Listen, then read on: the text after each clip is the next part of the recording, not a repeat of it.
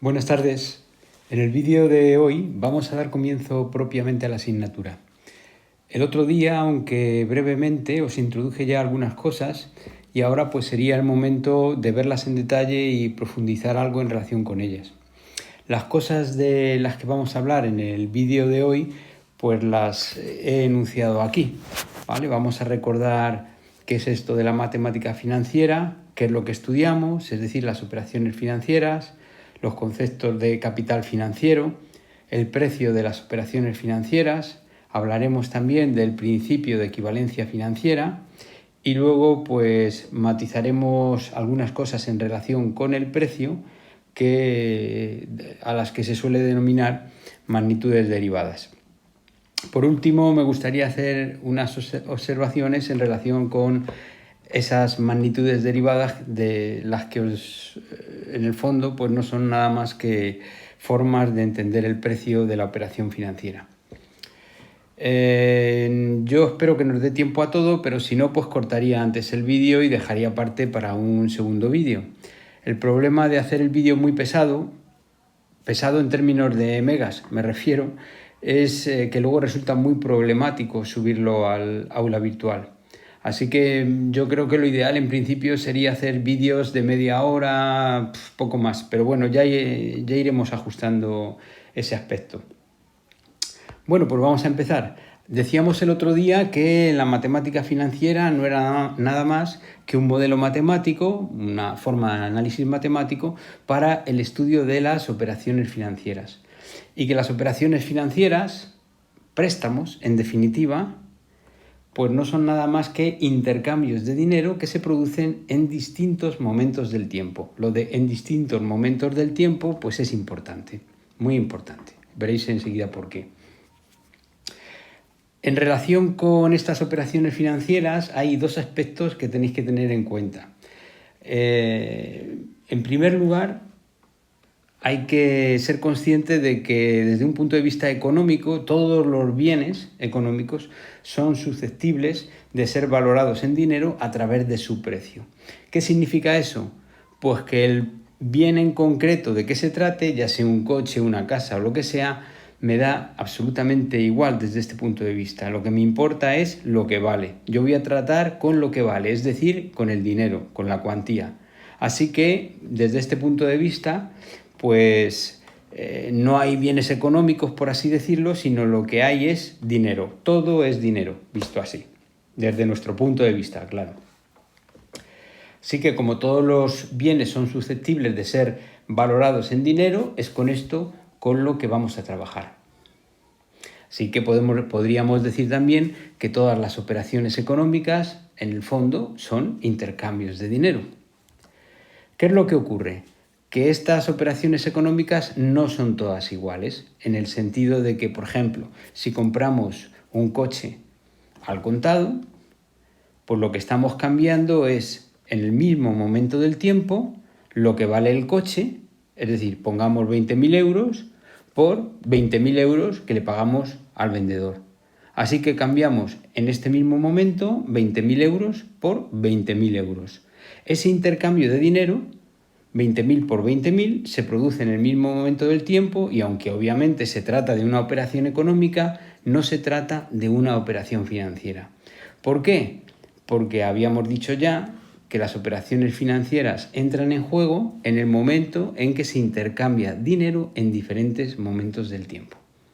Pensemos ahora, por ejemplo, que ese coche que vale 20.000 euros, pues no lo pagamos al contado, sino lo que vamos a hacer es pagarlo pues en cantidades mensuales durante los próximos 5 años. Aquí ya sí que se está produciendo un intercambio de dinero en diferentes momentos del tiempo. Por una parte, estamos recibiendo 20.000 euros en este momento, que es lo que vale el coche, en definitiva el coche, y a cambio nosotros vamos a pagar una cantidad X todos los meses durante los próximos 5 años. Así que, y eso se lo estamos dando al vendedor del coche.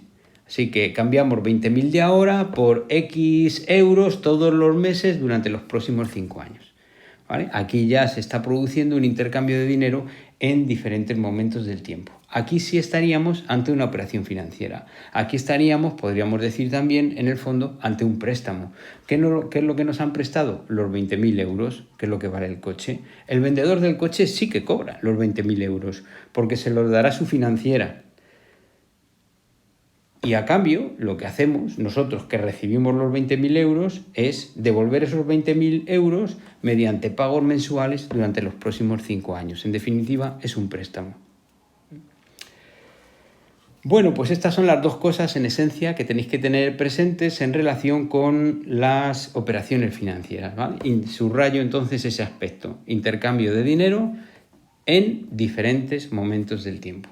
Si es en el mismo momento del tiempo, pues entonces estaríamos ante una operación económica, pero no financiera. Claro, cuando uno maneja un dinero que no es de uno, cuando a uno se lo prestan, es decir, si se van a realizar intercambios de dinero en distintos momentos del tiempo, pues es obvio que no va a ser gratis y entonces va a haber que pagar un precio. Entonces habrá que saber, o será importante, para determinar ese precio, cuánto dinero se intercambia, cuánto dinero se presta y durante cuánto tiempo se va a disponer de ese dinero. Es decir, es importante, es fundamental saber cuánto se intercambia y cuándo, en qué momentos. Y estos dos aspectos, el cuánto y el cuándo, van a condicionar el precio de la operación financiera. Como estas operaciones, aunque solo sea, luego entraremos en detalle, pero aunque solo sea intuitivamente, pues uno entiende que no van a ser gratis y que va a haber un precio debajo, si uno dispone de un dinero que no tiene, pues, y que para esto es fundamental saber cuánto dinero se presta y durante cuánto tiempo, pues se hace preciso conocer esos dos aspectos para poder evaluar, digamos, en rigor, con precisión, cuál va a ser el precio de la operación, para poder trabajar en lo que podríamos denominar el fenómeno financiero. Y eso nos llevaba, ya os lo comenté el otro día, así muy por encima, al concepto de capital financiero. El concepto de capital financiero, podemos irlo poniendo por aquí. El concepto de capital financiero que vamos a representar de esta forma, cuantía y tiempo. Esto van a ser los euros y esto va a ser el momento en que se entregan esos euros, en que se intercambian, ¿vale?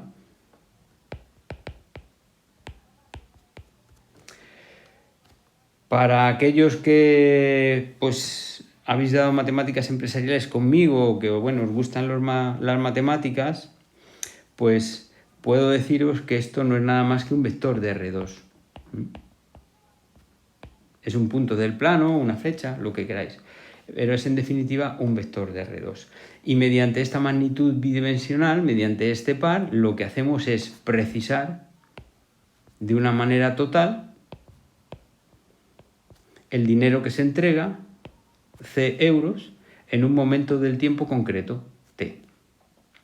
Este T, tiempo, momento en que se entrega la cuantía de importe C, es algo que se llama vencimiento. Vencimiento o disponibilidad, porque es el momento en que está disponible ese dinero.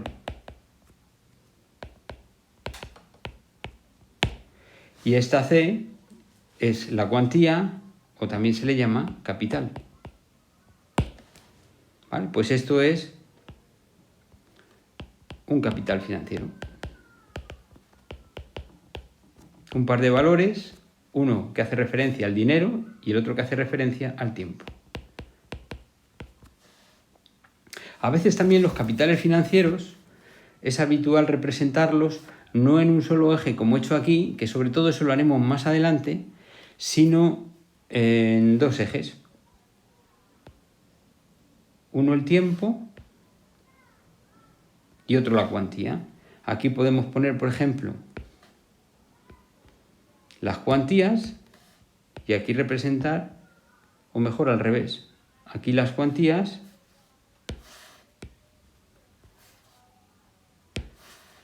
y aquí las disponibilidades. Así, por ejemplo, en el instante t-1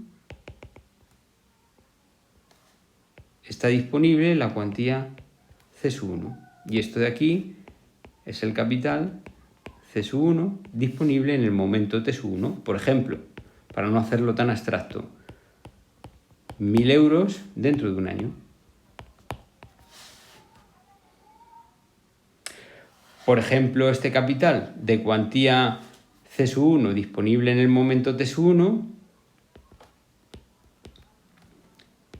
podríamos pensar en intercambiarlo, por ejemplo, vamos a ponerlo en otro color, pues por este otro, el t-2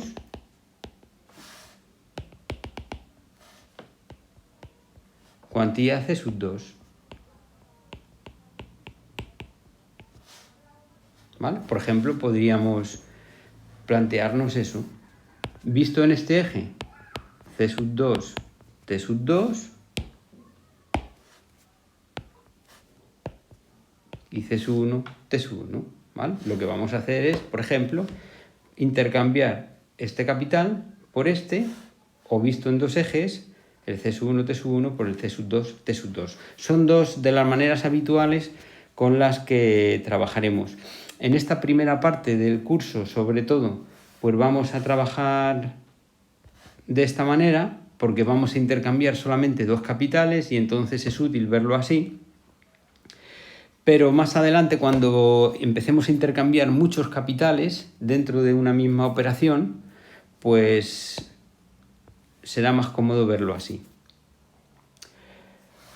Bueno, en cualquier caso no lo he puesto aquí, pero fijaros que he utilizado siempre el primer cuadrante de R2, que es como deciros pues que tanto, os lo pongo aquí arriba, tantas las cuantías van a ser positivas como el momento de disponibilidad del tiempo también, ¿vale? Así que nos movemos en el primer cuadrante de R2. Podéis verlo también aquí. Pongo un origen y a partir de ahí es donde nos planteamos la operación. Bueno, pues este es el elemento fundamental a partir del cual pues vamos a empezar a trabajar. Y ya veréis que las operaciones financieras pues las vamos a tratar de esta forma. Os decía también que todas las operaciones financieras llevan aparejadas un precio, ¿no? Y es bastante lógico. Disponer de un dinero que uno no tiene, pues aunque esté disponible en el mercado, uno puede acudir a un banco o de alguna otra forma, pues no va a ser gratis y eso va a tener un coste. Y es obvio que ese coste, por disponer de ese dinero que no tenemos, pues va a ser tanto mayor cuanto mayor sea la cantidad de la que voy a disponer, es decir, el capital o la cuantía, y por supuesto cuanto mayor sea el tiempo de disposición, cuanto más dure la operación, en definitiva. Pero si lo analizamos la operación desde el punto de vista de la otra parte, es decir, la que nos presta el dinero, pues obviamente no va a renunciar a disponer de ese dinero que tiene y que se lo podría gastar y jugar con él de la manera que considerara, no nos lo va a dar a nosotros de una manera gratuita. Va a exigir una contraprestación a cambio. Y esa contraprestación que va a exigir a cambio de que él nos ceda ese dinero que tiene, pues no puede ser otra cosa nada más que más dinero a cambio. Ese más dinero a cambio sería el beneficio de la operación, sería sencillamente el beneficio financiero y que denominamos, vamos a ponerle ya nombre, y que denominamos interés, interés o cantidad de interés.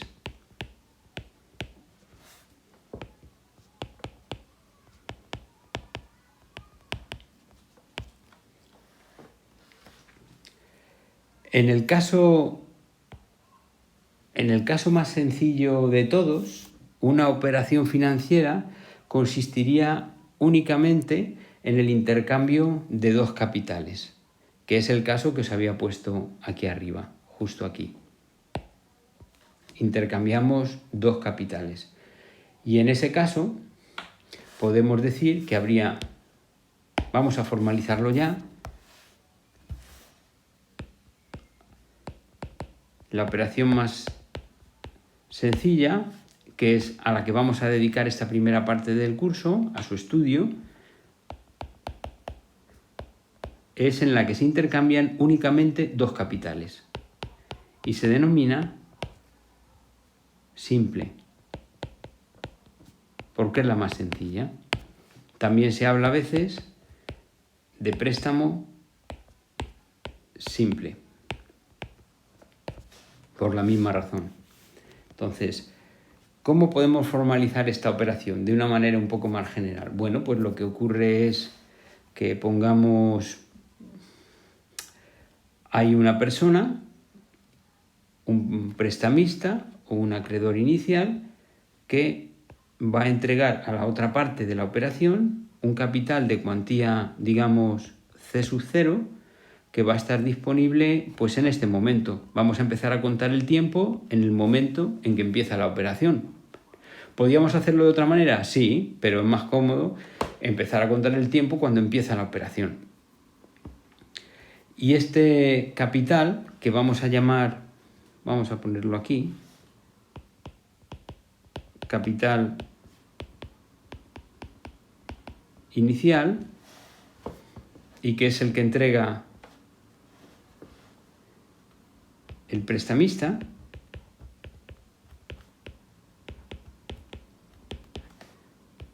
con mayor generalidad podríamos decir que es el que entrega el acreedor inicial. Ahora os explicaré por qué.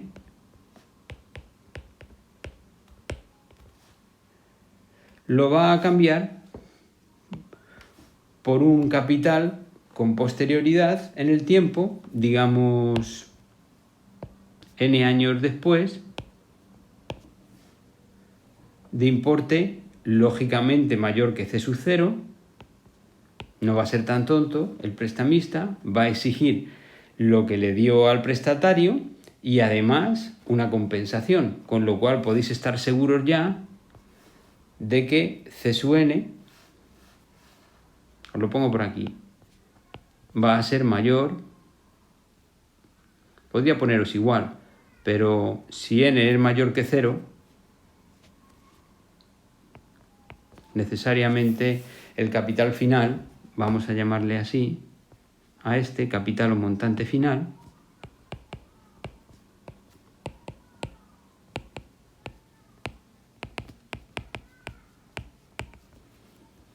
va a ser mayor, ¿vale? Supuesto que n no sea 0 también, en cuyo caso estaríamos ante una operación económica y no financiera, como os dije antes. Entonces, este es el dinero que va a entregar el prestatario.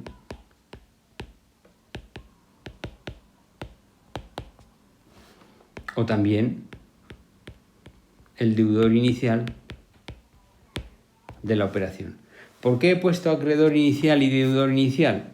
Bueno, lo que pasa es que aquí en una operación financiera simple, como se intercambian únicamente dos capitales, el prestamista siempre va a ser el acreedor a lo largo de toda la vida de la operación y el prestatario va a ser el deudor a lo largo de toda la operación hasta que la cancele. Pero pensad en una operación en la que se intercambiaran muchos capitales. Podría ocurrir perfectamente que el que empieza siendo acreedor en algún momento intermedio de la operación pase a ser deudor para luego volver a ser acreedor hasta que ya al final queden en paz, ¿vale? Entonces esto lo veremos después, más adelante, cuando analicemos operaciones financieras compuestas. Pero ahora de momento nos centramos en la operación financiera simple.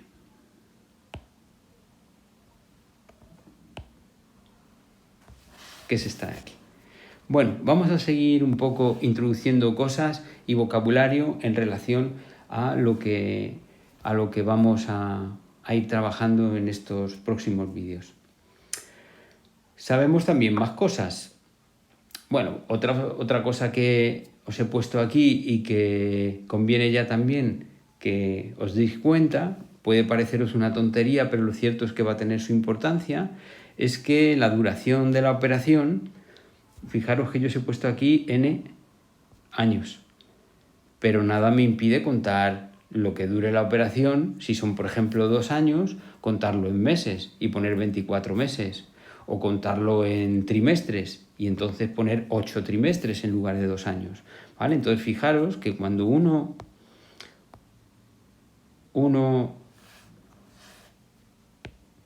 especifica la duración de la operación, es inevitable tomar una cierta unidad de tiempo, que normalmente suele ser el año, ¿vale? Yo es lo que he hecho. Os he puesto aquí n años, pero podía haber cogido como unidad de tiempo el mes, el trimestre, etc. Ya veréis que en esta asignatura mucho de lo que ocurre o muchos de los problemas que se forman son como consecuencia de la unidad de tiempo, pero bueno, es un poco pronto para adelantar eso. Entonces, vamos a seguir viendo cosas, como os digo, en relación con esta operación financiera simple, que va a ser un poco la protagonista en los próximos vídeos. Bueno, pues esta es la operación financiera simple, la que os he caracterizada por esos dos capitales, y podríamos decir también que esta operación, si la realiza esta primera parte, el prestamista, el acreedor inicial, pues lo hace a cambio de algo, como os decía. Ese a cambio de algo es obtener un capital final, C sub n, mayor que lo que él pone en la operación. Es decir, que C sub n sea mayor que C sub 0. ¿Qué está consiguiendo el prestamista al realizar esta operación? Diréis, pues está consiguiendo más capital. Al principio tenía 1.000 euros, por ejemplo, y lo va a cambiar dentro de un año por 1.100 euros. ¿Qué es lo que ha ganado? 100 euros. Luego, desde el punto de vista del prestamista, lo que él está haciendo es conseguir incrementar, aumentar el capital inicial que él tiene. Es por eso que se dice que el acreedor inicial o el prestamista está capitalizando.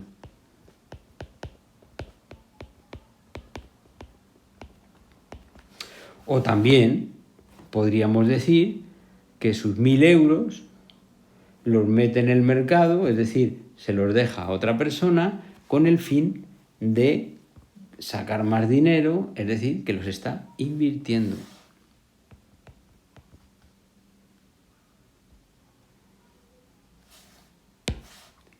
Así que este capitaliza o también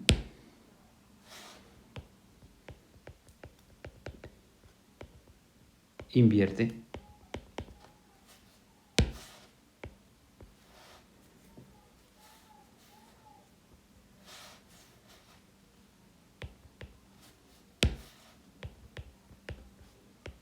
¿Por qué? Porque C sub n es mayor que C sub 0. Por otro lado, esta persona, voy a borraros esto, o bueno,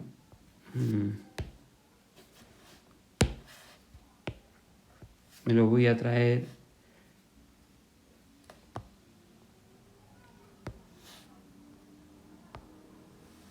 y lo voy a dejar ahí en pequeñito, ¿vale? Y esta otra persona, el prestatario, podríamos también pensar en qué es lo que le motiva a realizar la operación. Y bueno, desde el punto de vista del prestatario, él realiza esta operación. Estaba pensando que a lo mejor, si queréis tener presente un poco, por hacerlo con un ejemplo, de momento al menos, imaginaros en esta operación. 1.000 euros a cambio de 1.100 euros dentro de un año, ¿vale? Para que penséis en estos términos y no tan teóricos de C0 y CN, ¿vale? Si desde el punto de vista de la persona que pone en la operación los 1.100 euros, que los va a poner dentro de un año, podríamos analizar qué es lo que le motiva a él a realizar la operación. Y diréis, bueno, pues es que él lo que quiere es dinero en este momento, en cero, y como no tiene nada y lo necesita, pues no quiere esperar un año donde sabe que va a tener 1.100 euros, porque esto es el dinero que él pone, luego él lo tiene dentro de un año. No quiere esperar y quiere adelantar, anticipar, actualizar su disponibilidad un año.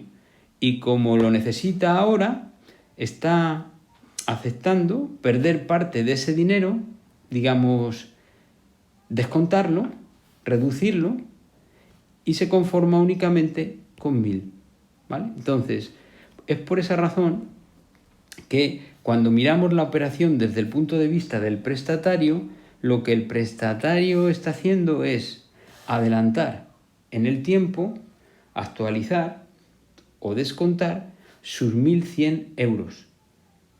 Ya veréis que más adelante llamaremos cantidad de descuento a los 100 euros, que es en el fondo el coste que para él tiene la operación. Y es por eso que con lo que se queda son únicamente con 1.000. Eso sí, dispone de los 1.000 en este momento, por eso paga sus 100 euros de dentro de un año.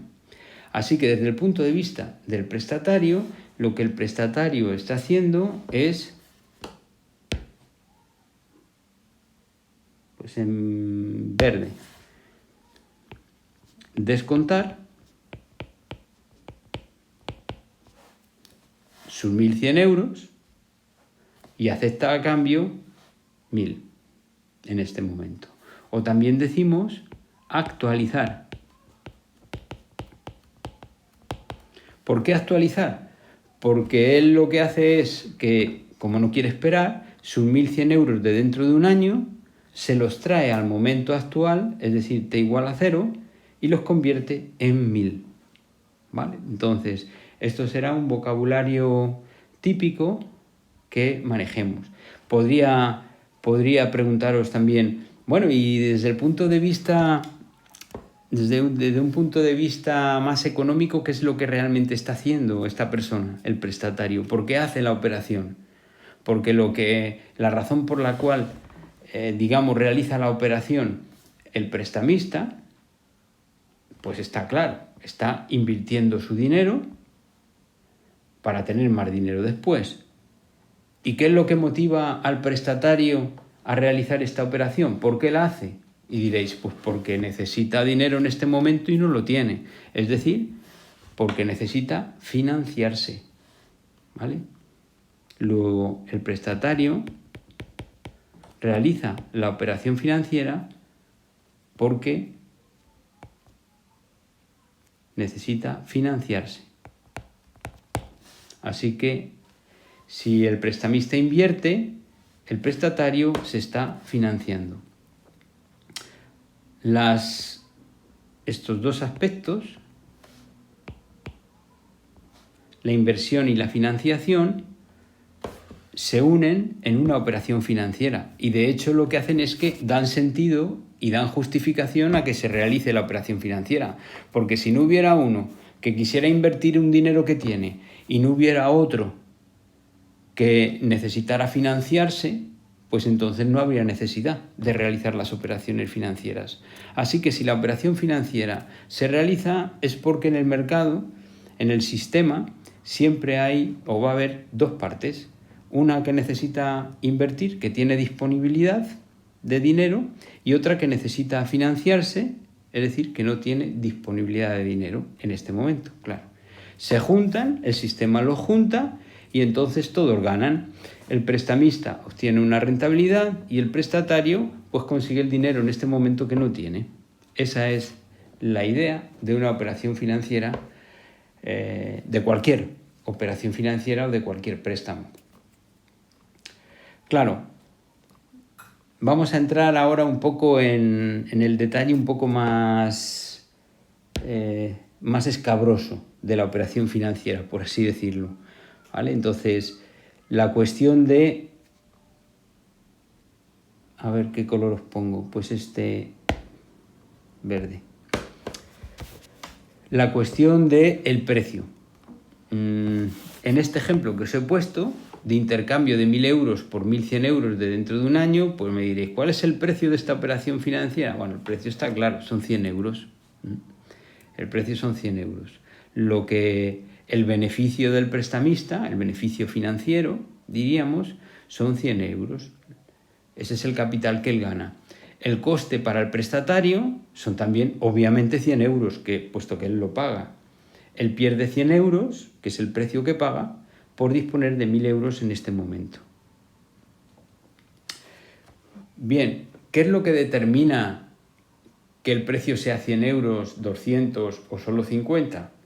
Bueno, pues esa es la cuestión a la que ahora un poco nos dirigimos. Estamos aquí, en el precio de las operaciones financieras, y en particular vamos a ver la cantidad de interés, pero ya veréis que esto no es suficiente y que vamos a necesitar precisar esto bastante más. Pero vamos a hablar un poco en primer lugar del precio desde un punto de vista como más general, es decir, en el seno de la operación financiera, por así decirlo.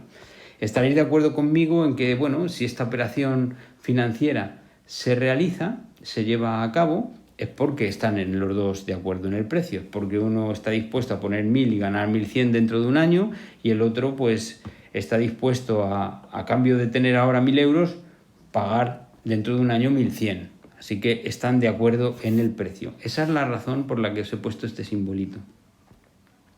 Que de alguna manera, no me quiero anticipar mucho, pero de alguna manera pues esto nos está diciendo alguna cosa.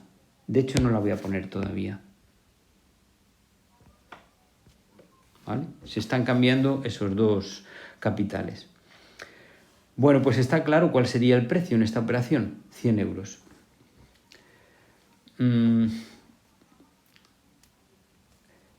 Debe estar claro también que los dos están de acuerdo en ese precio, porque si no estuvieran de acuerdo, alguno de los dos no habría cerrado la operación y no se habría realizado. Así que, de alguna manera, si la operación financiera se realiza, es porque las dos partes están de acuerdo en el precio de la operación. Y de alguna forma también puede decirse que para las dos partes de la operación, si la han realizado, es que este intercambio de capitales resulta equivalente. Dicho de otra forma, estoy pensando que si el prestamista realiza esta operación es porque a él le resulta de alguna manera equivalente o intercambiable disponer ahora de 1.000 euros o disponer dentro de un año de 1.100. Por eso lo realiza. Si no fuese así, no realizaría la operación. Y para el prestatario, de alguna forma ocurre lo mismo. Si realiza la operación, está de acuerdo en el precio y podemos decir que si la realiza la operación es porque acepta o le resulta equivalente o aceptable, como queráis, disponer de 1.000 euros en este momento o prescindir de 1.100 euros dentro de un año. Así que a las dos partes de la operación, como la realizan, les resulta indiferente o equivalente, ahora sí os lo voy a poner, estos dos capitales. Y esto en el fondo no es nada más que decir que las dos partes están de acuerdo en el precio. En nuestro caso, y de momento, vamos a escribirlo así, 100 euros. Pues a esto que este simbolito que ha hecho que sean equivalentes ambos capitales, este símbolo lo único que dice es el símbolo de equivalencia en matemáticas, es lo que indica algo que va a ocurrir en todas las operaciones financieras y que se conoce como postulado o principio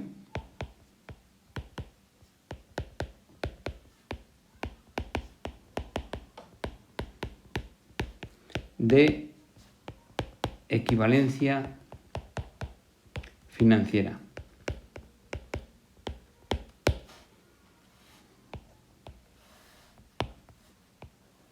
Y el principio de equivalencia financiera lo que nos dice es que en toda operación financiera, por ejemplo, en una operación financiera simple como la que estamos viendo,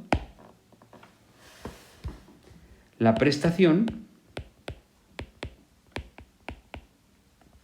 es decir, el conjunto de capitales que entrega el acreedor inicial, en nuestro caso solo uno, 1.000 euros, es equivalente a la contraprestación.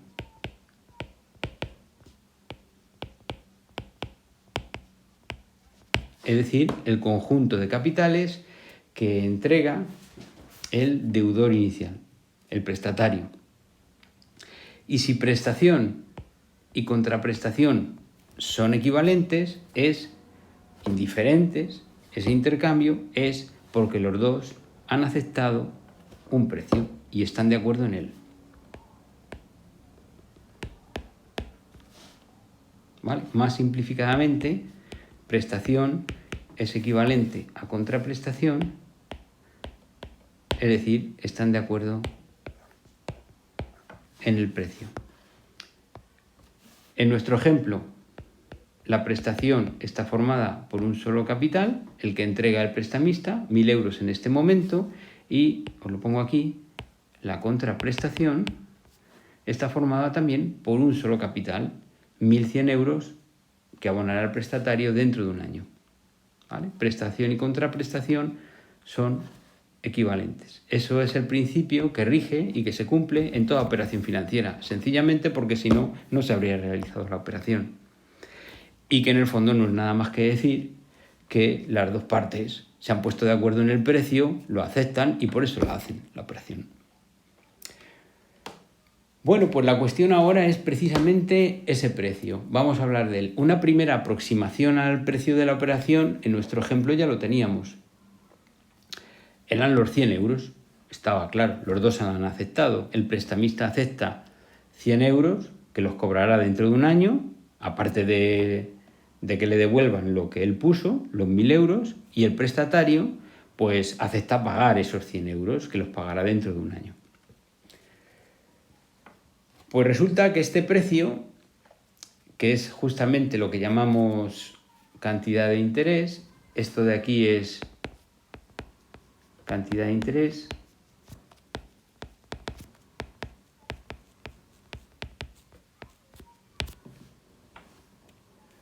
va a poder ser expresado de distintas formas.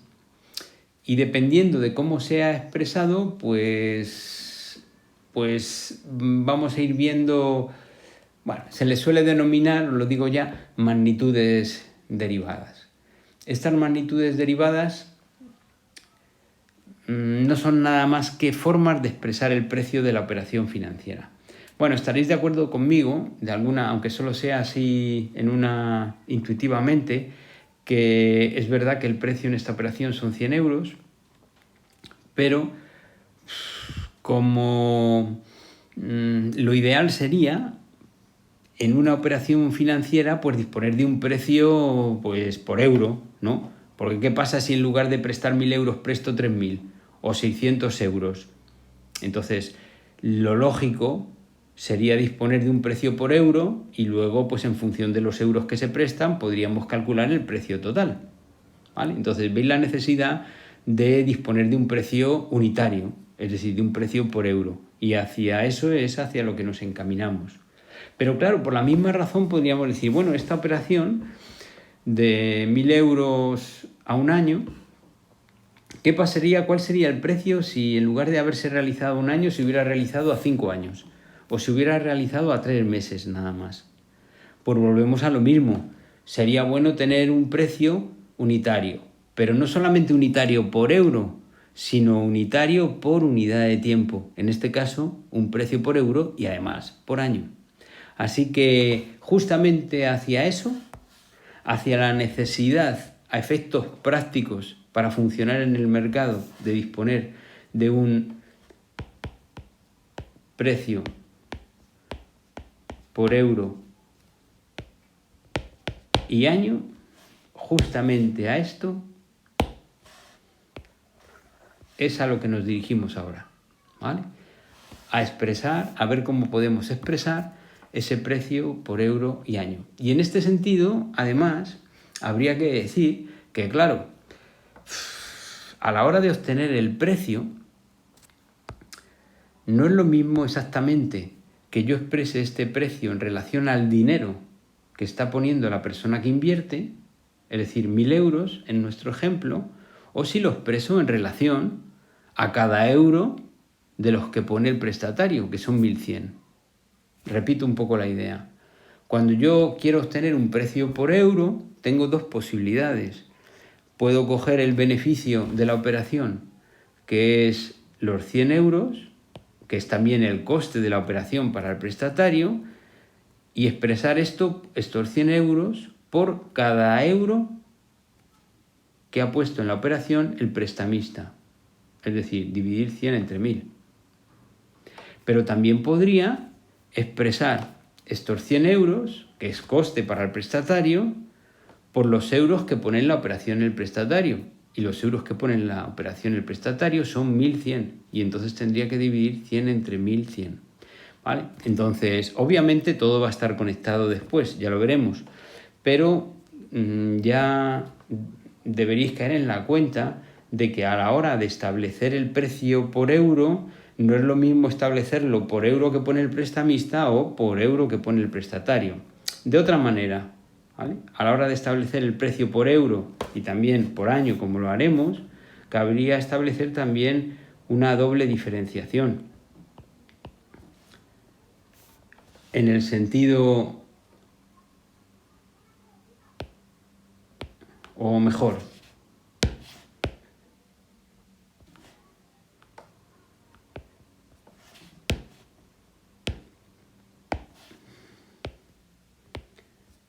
desde el punto de vista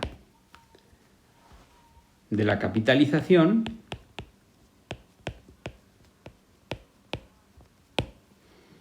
y desde el punto de vista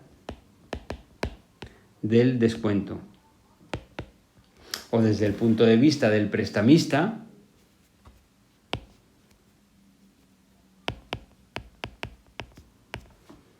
o desde el punto de vista del prestatario. Lo pongo así, ¿vale? Que es lo mismo. Y podemos hablar entonces de... A ver, ¿dónde os coloco esto? Pues... Sí, bueno, aquí.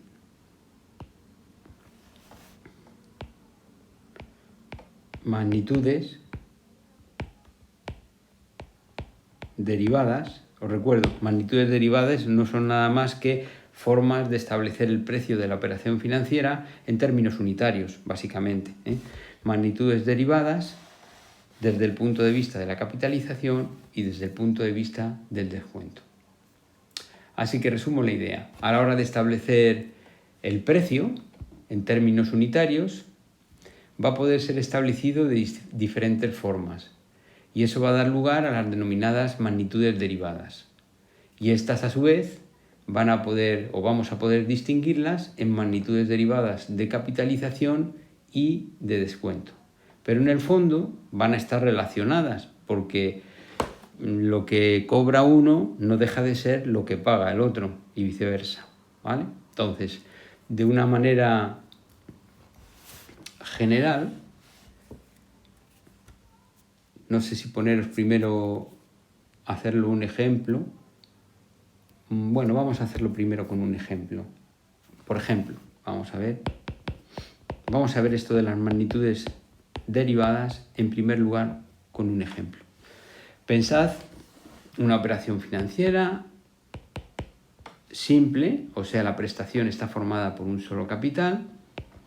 Pongamos 1000 euros que se entregan en este momento, t igual a 0, y que se intercambia, ¿veis el sentido de la equivalencia? Es decir, se intercambia, se realiza la operación, aceptan el precio, ambas partes, por un solo capital también, que forma la contraprestación, digamos, pues 1050 euros, 6 meses después.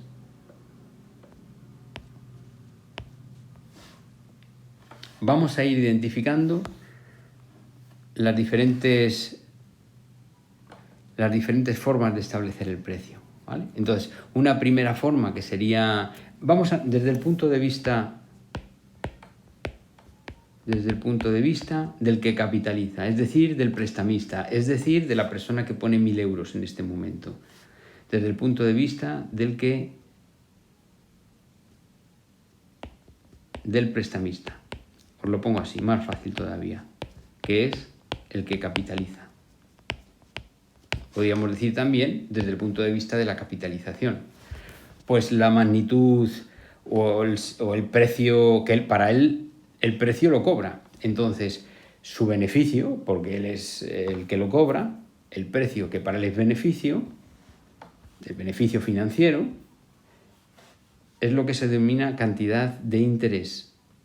La cantidad de interés la vamos a representar con una I grande y en este caso pues lo obtiene en 6 meses, desde 0 a 6 meses, y es tan fácil como coger los 1.050 euros que él cobra dentro de 6 meses y restarle los 1.000 euros que pone, que invierte en este momento. Beneficio, cantidad de interés, 50 euros. Esto es lo que gana. Si yo trato de expresar este beneficio por euro, estamos en la piel del prestamista, ¿de acuerdo? Entonces, el prestamista pone 1.000 euros. Así que si él quiere obtener una medida de lo que está ganando por cada euro que le ha puesto en la operación, pues llegaríamos a lo que se conoce como rédito de capitalización. Lo vamos a representar con una R y el rédito sería coger el beneficio, la cantidad de interés, 50 euros, y dividirlo entre el dinero que él pone, 1.000 euros. Así que esto es un 5%. 0,05 euros es lo que él gana por cada euro, un 5%. Si además esta persona lo que quiere es obtener una medida de lo que gana al año, por euro y año, pues tendríamos que coger lo que gana por euro, el rédito, y dividirlo entre el tiempo que pasa. Es decir, obtendríamos una especie de rédito medio, por así decirlo. Bueno, pues a esto lo vamos a representar con la letra griega Rho, que es como una P así un poco curva, ¿vale? Y pondríamos Rho. A ver, ¿cómo os pongo esto para que, si quiero obtener una medida de lo que él gana, os lo voy a poner de esta manera primero, al mes,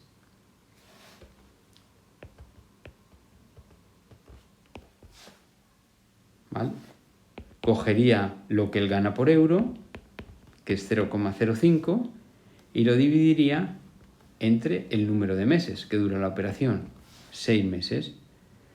Haría esta operación y bueno, no sé, lo que dé, luego os lo pongo, ¿vale? Lo que dé este resultado indica lo que por término medio esta persona está ganando por euro y mes. ¿Estaréis de acuerdo conmigo en eso? Pues a esta medida, que es también unitaria respecto del tiempo, solamente que unitaria en el sentido de que he tomado como unidad de tiempo, si os dais cuenta, el mes, es un rédito medio mensual, es algo que se conoce como tanto de interés o tanto de capitalización. En este caso es un rédito medio mensual, porque dividido entre los meses que dura la operación. Pero si quisiera obtener un rédito medio anual, lo que esta persona gana por término medio en el año con esta operación, lo haría así. En medio año, o sea, en 6 meses, pero fijaros que el tiempo lo cuento ahora en años, y cogería lo que gana por euro, y para sacar una media por año, ¿qué hago? Divido entre el número de años que dura la operación. Que mira por dónde en este caso, pues no llega ni a un año, es solo medio año, un medio. Lo subiría arriba, el 2, y me quedaría pues un 10%. 0,1, 10%. Esto ya es una medida anual, porque he dividido entre el número de años. Diréis, pero es que la operación solo dura medio año. Ya, bueno, pero yo lo que he hecho es, sobre lo que dura la operación, que es medio año, pues obtener lo que esta persona cobra al año. ¿Vale? Fijaros que si esto mismo lo hubiera tomado como unidad de tiempo, pues el trimestre, para que veáis un poco otro caso más, 2 trimestres, ¿no? 6 meses, medio año, 2 trimestres, obviamente es la misma duración de tiempo. Da igual 6 meses que medio año que 2 trimestres, solo estoy cambiando la manera de medir ese tiempo. Pues cogería lo que ha ganado esta persona por euro, nuestros 0,05 euros, y lo dividiría entre el número de trimestres que dura la operación y que sacaría un rédito medio trimestral. 0,05 entre 2, pues 0,025. Un 2,5%. Esto es lo que esta persona está cobrando por euro al trimestre. ¿Vale? Todos estos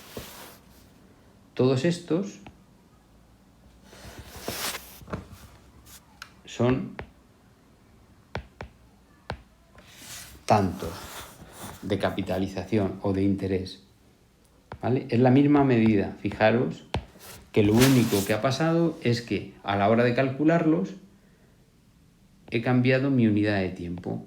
Y entonces el tanto, que es esta medida, precio por euro y unidad de tiempo, pues lógicamente si cambio la unidad de tiempo me da un precio por euro y la unidad de tiempo que haya tomado. Es bastante obvio. Os llamo la atención sobre una cosa. La cantidad de interés y el rédito no se van a ver afectados por cómo mido el tiempo. La cantidad de interés en esta operación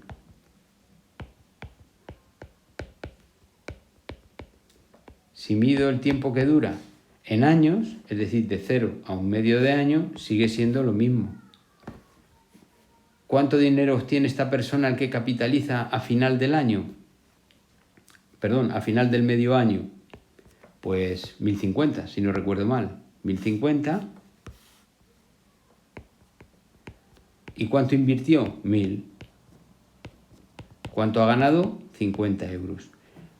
Es lo mismo, midáis como midáis el tiempo. Es una magnitud absoluta, no se ve afectada por cómo yo mido el tiempo. Da igual que midáis en meses o que midáis en años o en trimestres o como queráis. Lo mismo pasa con el rédito. Yo antes he calculado el rédito de la operación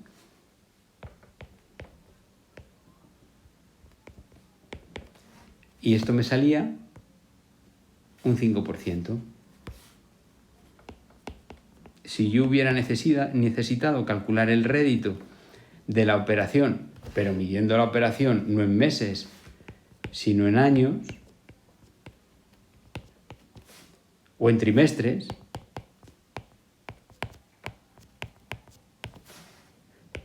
al rédito le habría dado igual, porque habríamos cogido la cantidad de interés,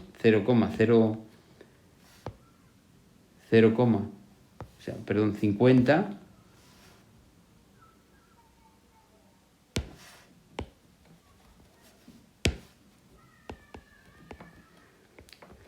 dividido entre lo que él pone al principio de la operación en 0, y esto es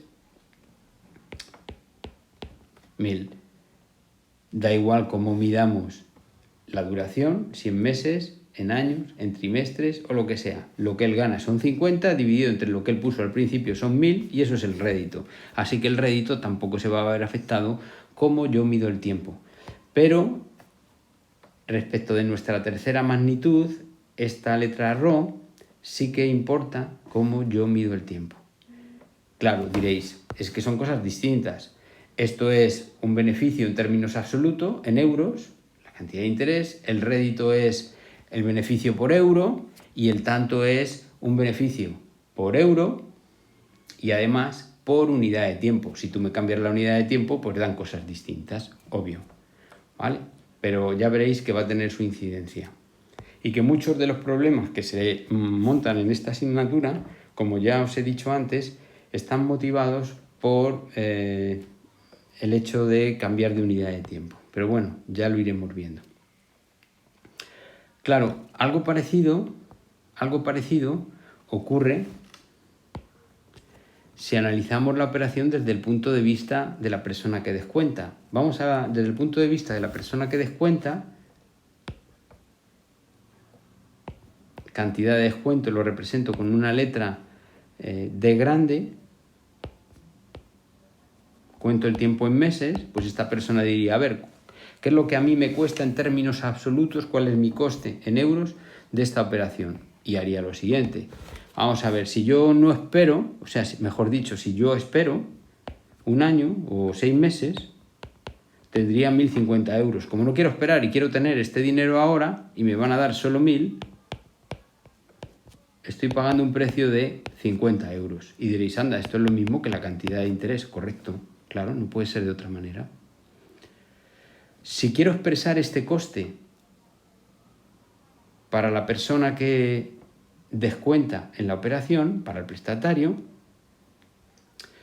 pues tendríamos que calcular el rédito, es decir, por euro. Lo voy a representar con una D. Esto va a ser rédito de descuento. El rédito de descuento es el coste por euro para el prestatario, pues serían los 50 euros que le cuesta la operación, dividido entre el dinero que él pone. ¿Y él cuánto pone? 1.050. Y esto, pues es distinto del rédito. Claro, significa cosas distintas. Este es respecto del dinero que pone el prestatario y este es respecto del dinero que pone el prestamista. Pero ya veréis más adelante que va a estar relacionado. Y análogamente, si lo que estoy buscando es expresar el coste por euro y además por unidad de tiempo, pues habrá que especificar la unidad de tiempo. Vamos a sacar el coste por euro y mes. Pues ¿qué haríamos? Nos inventaríamos otra letra, en este caso delta, que representaría el tanto, pero en este caso hablaríamos de tanto de descuento frente al tanto de interés, que sería el resultado de dividir lo que nos haya dado, os lo pongo así, ¿vale? Porque no tengo aquí la calculadora. El rédito de descuento dividido entre 6. Y lo que obtenemos es un coste medio por mes. Si, obviamente distinto al de interés.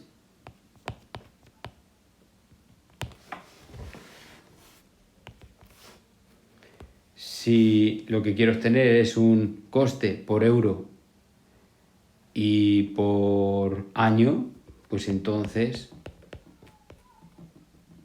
cuento en años y dividiría en este caso 50 dividido entre 1.050 entre medio año. Así que al final el 2 sube y esto sería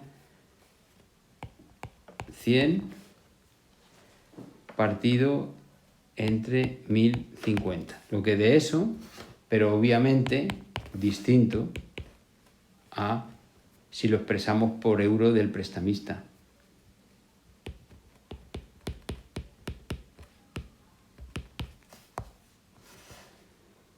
Y bueno, sería exactamente igual si lo hacemos en trimestres. Si cuento en trimestres, pues tendríamos que dividir el rédito de descuento, 50 entre 1.050, en esta ocasión entre 2 trimestres, que es lo que dura la operación contada en trimestres. Y lo que saco es un coste por euro y por trimestre, por dividido entre 2. ¿Vale? Lo que de esto, que sería, bueno, 50 dividido entre 3.100, pero bueno, no importa, ya le pondremos el resultado. Si queréis hacerlo vosotros en casa y lo comprobáis. Lo que interesa ahora, que os deis cuenta, ahora os lo resumiré, es que veáis que a la hora de establecer estos precios por euro y año es diferente si los establezco en el sentido de la capitalización o en el sentido del descuento, aunque ya os digo que va a estar conectado, pero eso lo dejaremos para más adelante. Y luego el hecho de que las dos primeras magnitudes, ya sea de capitalización o de descuento, es decir, cantidad de interés y rédito o también cantidad de descuento y rédito de descuento, no se van a ver afectados por cómo yo mido el tiempo. Da igual cómo lo midáis. Pero en lo que se refiere a los tantos, ya sean de interés o tantos de descuento, como yo mido el tiempo, si en meses, años o trimestres, pues va a tener su incidencia y entonces voy a tener que especificarlo, ¿vale? Voy a acabar esto, lo comprobáis vosotros, veréis que es diferente y ya está. Bueno, esto es una primera aproximación a las diferentes formas de establecer el precio. Fijaros si podemos establecer precios. Si empezamos a cambiar unidades de tiempo y dependiendo de qué lo hagamos, desde el punto de vista del que invierte o desde el punto de vista del que descuenta, pues ya empezamos a liarnos bastante con esto de los precios, ¿no? Mucho del lío también de esta asignatura, ya os digo, es en relación con las diferentes formas de establecer el precio. Por eso aquí va a ser fundamental que vosotros entendáis qué significa y qué es cada cosa. Porque al final, si uno tiene claro lo que significa las diferentes formas de dar el precio de la operación, pues no habrá ningún problema. Yo creo, no sé, no he controlado el tiempo que llevamos, pero debe ser bastante y para un primer vídeo yo creo que es suficiente, pues aunque luego volveré sobre esto, voy a concluir este vídeo para escribiéndoos esto mismo de una manera un poco más general. Aquí lo habéis visto con un ejemplo y ahora pues ya me entenderéis perfectamente cuando os hable de esto. Entonces, podríamos poner, por ejemplo,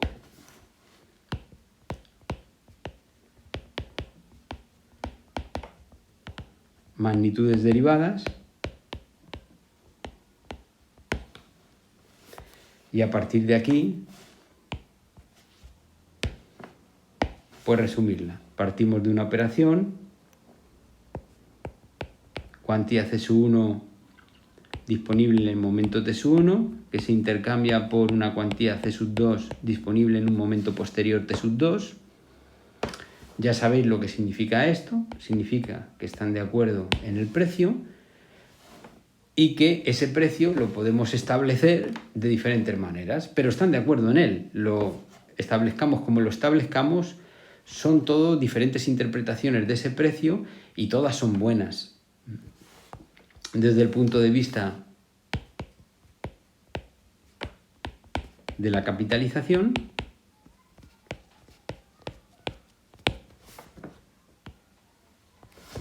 hablaríamos de cantidad de interés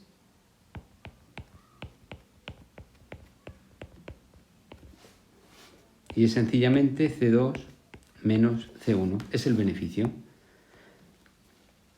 Hablaríamos también de rédito de la operación, RT1, T2 de la operación, y sería la cantidad de interés dividido entre lo que pone el prestamista, C1. Es el precio por euro que pone el prestamista respecto del euro del prestamista. Y por último, tendríamos lo que se conoce como tanto de interés o tanto de capitalización, que consistiría en coger el rédito ya obtenido antes de la operación y dividirlo entre el tiempo que pase o que dura la operación, T2 menos T1. A grandes rasgos, esto es lo que hemos hecho. Cantidad de interés, rédito y tanto. ¿Vale? Entonces, esta sí se ve afectada por cómo midamos el tiempo. Entonces, vamos a ponerlo aquí. Dependerá, es decir, obtendremos un resultado u otro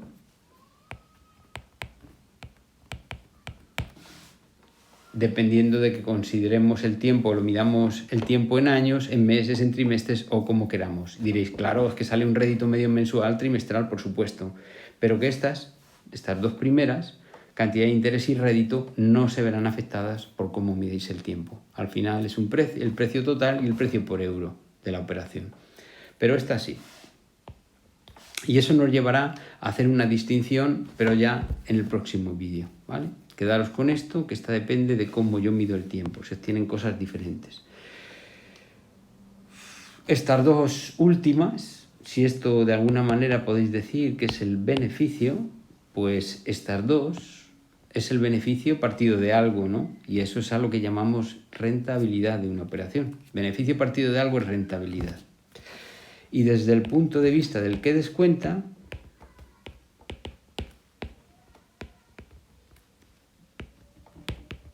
punto de vista del descuento, ¿vale? Aquí nos lo he puesto, pero T2 menos T1 es lo que dura la operación. Y cuando uno lo escribe, pues tiene que, os lo pongo así, adoptar, la que sea, una cierta unidad de tiempo. Que, como os decía, es indiferente a efectos del cálculo de la cantidad de interés y del rédito, pero que no será indiferente a efectos del cálculo del tanto de interés. Y en cuanto desde el punto de vista del descuento, hablaríamos del coste de la operación para el que descuenta, que no puede ser otro nada más que el beneficio que obtiene el prestamista, es decir, C2 menos C1. Hablaríamos de un rédito de descuento, resultado de coger la cantidad de descuento, que también es la cantidad de interés, pero como lo estamos examinando desde el punto de vista del que descuenta, parece más apropiado coger D, y esto lo dividiríamos entre el dinero que pone en la operación el prestatario, que es no C1, sino C2.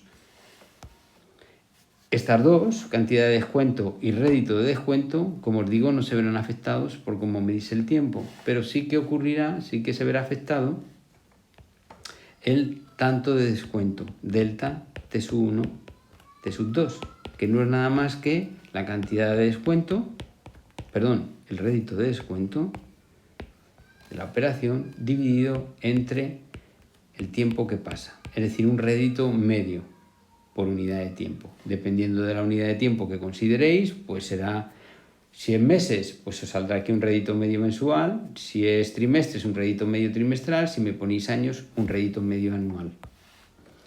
Vale, pues aquí lo vamos a dejar en este primer vídeo, es bastante, y para empezar, os adelanto eso sí un poco lo que haremos después en el segundo vídeo. Fijaros que hemos llegado, pues no hemos concluido este esquema que os había puesto, pero nos hemos quedado, bueno, casi, nos hemos quedado aquí, hasta aquí, es bastante. Estas observaciones en las que no he entrado, de alguna manera también ya os las he anticipado. Fijaros que una de ellas es lo que os he comentado, de que el rédito y el tanto no se van a ver afectados por cómo yo mido el tiempo en mi operación, que el rédito y el tanto sí se van a ver afectados por cómo yo mido el tiempo, y que la cantidad de interés o cantidad de descuento no se van a ver afectados. A ver si lo digo bien. Cantidad de interés y rédito no se verán afectados, pero el tanto, ya sea de interés o de descuento, sí se verá afectado, ¿vale? Esto es lo que queda. Al final no sé cómo lo había dicho, pero lo último es lo definitivo, es que ya empiezo a estar un poco cansado yo también. Y esta incidencia, esta diferencia va a ser fundamental y nos va a permitir en el siguiente vídeo distinguir entre tantos efectivos y tantos nominales. Y eso será fundamental en este curso. Pero bueno, eso será ya en la próxima clase. Ya veréis cómo, además, jugando con todo esto, lo que en la práctica se hace es establecer una medida del precio de la operación, y eso nos va a llevar a la utilización de lo que se conoce como leyes financieras. Y esas leyes financieras son como formas rápidas de operar en la práctica que en el fondo están trabajando con uno u otro tipo de precio de los que yo os he dado hace un momento. Por eso es tan importante conocer con qué precio y entender el significado de los distintos precios o formas de entender el precio que hemos visto en la clase. Pues hasta aquí la clase. En la próxima continuaremos por ahí, por la distinción entre tanto nominal y efectivo y cómo va a afectar eso en la práctica en el manejo de lo que se conoce como